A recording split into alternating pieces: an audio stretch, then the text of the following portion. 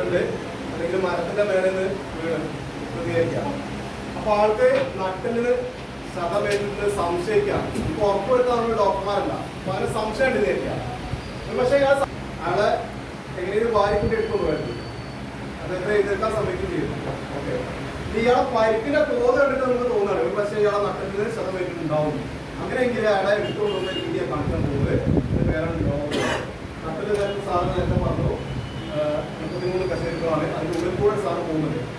ശ്വസനയ്ക്ക് കയറി കഴിഞ്ഞാല് ആള് പൂർണ്ണമായിട്ട് തളർന്നു കിടക്കുക. അതിന്റെ കീബോർഡുള്ളതാണെങ്കിൽ എവിടെയാണ് ശബ്ദം സംഭവിച്ചത് അവിടെ കീബോർഡ് ചലഞ്ച് ആകാം. നമ്മളൊരു നട്ടലിന് സ്ക്രാച്ച് ഉണ്ട് ധരിക്കാം. നമ്മൾ ഈ മൊത്തം കൂടെ എടുക്കുകയാണെങ്കിൽ അത് അതേ രീതിയിൽ തന്നെ ഉണ്ടാവും. നമുക്ക് അയാൾക്ക് സംരക്ഷണം കൊടുക്കാൻ. അത് നമ്മളങ്ങനെ വളച്ച് തിരിച്ചെടുത്താൽ അത് പൊട്ടിയിട്ട് കിട്ടുള്ളൂ, ഉറപ്പാണ്. നമ്മൾ ചെറിയൊരു അലുമിനിയത്തിന്റെ കമ്പി എടുക്കുക. നമ്മുടെ സർവീസ് വാനുകൾക്ക് ഒരു അലുമിനിയത്തിന്റെ കമ്പി ഉണ്ടാവും. അതെടുത്ത് ഇങ്ങോട്ട് വളയ്ക്കുക. തിരിച്ചിങ്ങോട്ടെ വളച്ചാൽ സംഭവിക്കും, പൊട്ടൂലേ? അതേമാതിരി തന്നെ സംഭവിക്കാം. നമ്മൾ ഇങ്ങോട്ട് വളച്ചു തിരിച്ചിങ്ങോട്ട് നിൽക്കുമ്പോൾ അത് പൊട്ടും, ഉറപ്പാണ്. പൊട്ടിയിട്ട് അപ്പൊ അത് വരാതെ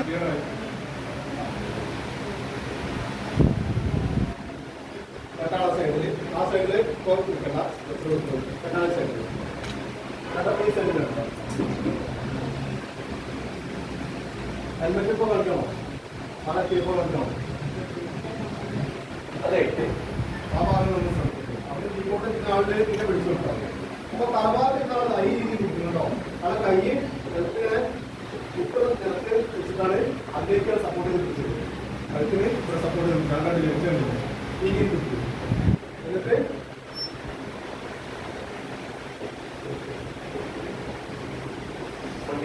കൈ ലോക്ക് ഉള്ളിലൂടെ ഇങ്ങനെ അതിന്റെ ഈ സുരക്ഷാ പഠനത്തിൽ മാത്രം കൈ പിടുത്തങ്ങളാണ്. ഇയാളെ കൈന്റെ ഉള്ളിൽ കൂടെ രണ്ടാമതായിട്ട് പിടിച്ചതിനാണ് അതൊരു ലോക്കാണ്. അതായത് നേരത്തെ കൈ അഥവാ അങ്ങനെ ഒഴിച്ചിട്ട് പോകണമെങ്കിൽ നേരത്തെ കയ്യില് പിടുത്തണ്ടാൻ വേണ്ടിയിട്ടാണ് ഇടയിൽ കൂടെ എല്ലാം പിടിച്ചത്. പോക്ക് പിടിച്ചാലാണ്. 2 എന്ന് പറയുമ്പോൾ ആളെ പതുക്കം കൂടെ ചരിക്കും. 3 എന്ന് പറയുമ്പോൾ പൂർണ്ണമായിട്ട് ചരിച്ചു തരാൻ പറ്റും. ഓക്കെ,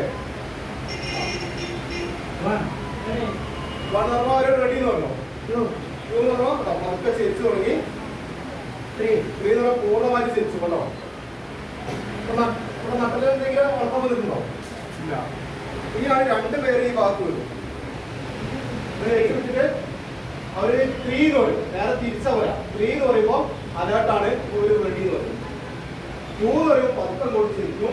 1 എന്ന് പറയുമ്പോൾ പൂർണ്ണമായിട്ടും തിരിച്ചു. 3, 2, 1.